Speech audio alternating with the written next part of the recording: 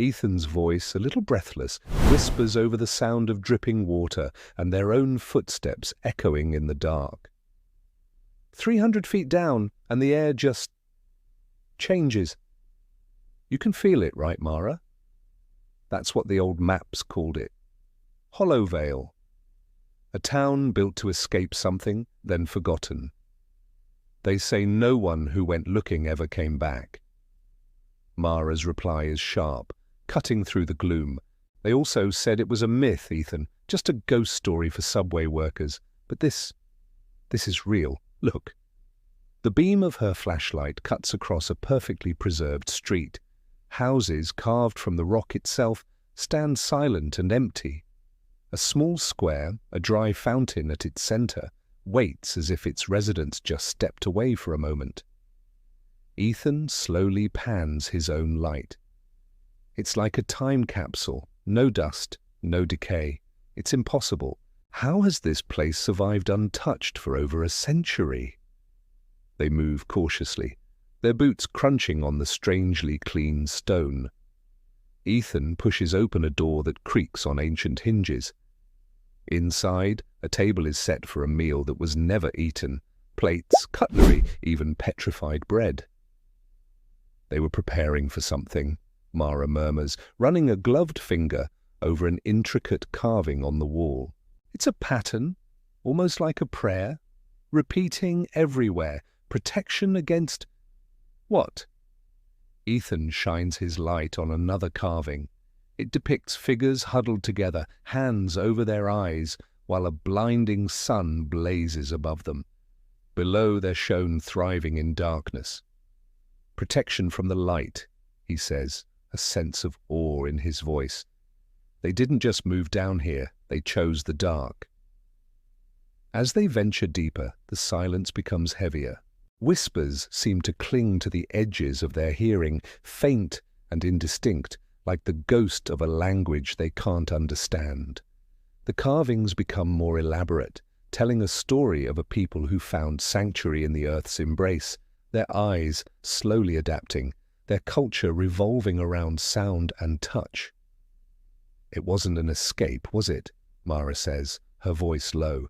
It was a rebirth. They shed their old world, their old selves, became something new.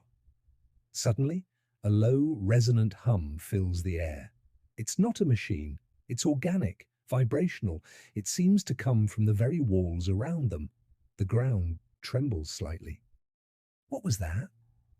Ethan freezes, hand instinctively going to the utility knife on his belt. The humming grows louder, and with it, a series of clicks and scrapes from the tunnels ahead. It's the sound of movement, coordinated, purposeful. Before they can react, a piercing siren wails through the cavern, echoing painfully off the stone. It's not a modern alarm, it's a deep, mournful horn. Simultaneously, the ground lurches. Massive sections of the tunnel walls begin to grind and shift. The path they came from groans, and a colossal stone slab slides down, sealing their exit. "We're trapped!" Mara yells, stumbling as the floor shudders again. From the darkness ahead, figures emerge. They are humanoid, but not entirely human. Their bodies are stocky, covered in dark, coarse fur, moving with a low, powerful gait. Their eyes, wide and accustomed to absolute blackness, glow with a soft, luminous red. These are the burrowers, the guardians of Hollow Vale. They carry no weapons, but their thick, clawed hands look like they could tear through rock. They don't attack.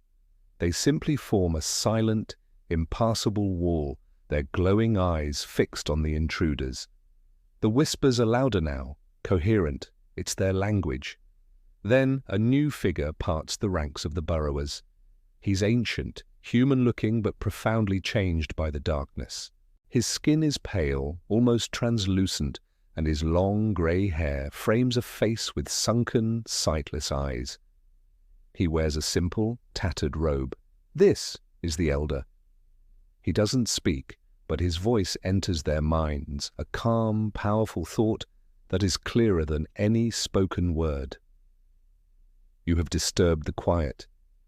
You have brought the memory of the searing sky into our sanctuary. Ethan raises his hands slowly. We meant no harm. We're explorers. We thought this place was abandoned. The elder's mental voice is tinged with an ancient sadness. Abandoned? No. Protected. We did not flee a war or a plague. We fled the tyranny of the sun. The surface burns. It makes you blind to the truth of the world, which can only be felt in the deep dark. We have survived by erasing our path, by becoming a myth. He gestures, and one of the burrowers steps forward, its powerful form both intimidating and strangely dignified. Our guardians, the burrowers, shift the tunnels to keep us hidden, the elder explains.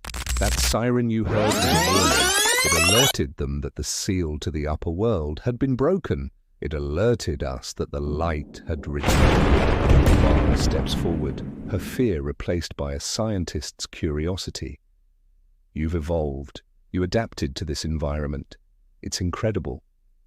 The elder's mental voice softens.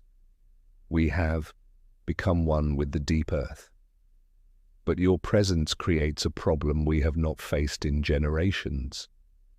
You know the way. You carry the scent of the sun. If you return, others will follow. The curious, the greedy, the fearful, they will bring their light, their noise, their world, and they will destroy ours. He presents them with the impossible choice. His thought is simple, yet devastating. The path to the surface can be reopened. You can return to your world of blinding light and fleeting days, but in doing so you will condemn Hollowvale to discovery and ruin. The myth will die, and so will we. He pauses, letting the weight of his words sink in. Or you can stay. You can accept the quiet, the dark. You can learn to see with more than just your eyes. You can become part of the story instead of the ones who end it. The darkness will protect you, just as it protects us. But you will never again feel the sun on your skin. Ethan and Mara look at each other.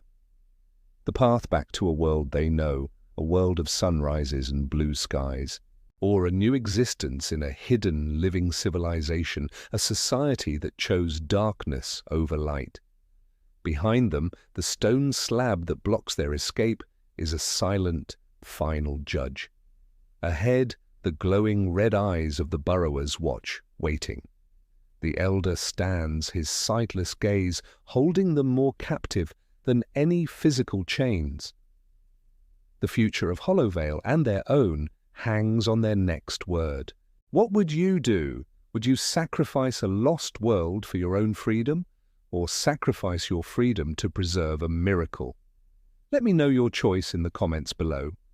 Thanks so much for joining us on this journey into the deep. If you love stories that explore the unknown, make sure to hit that like button and subscribe for more adventures. We'll see you next time.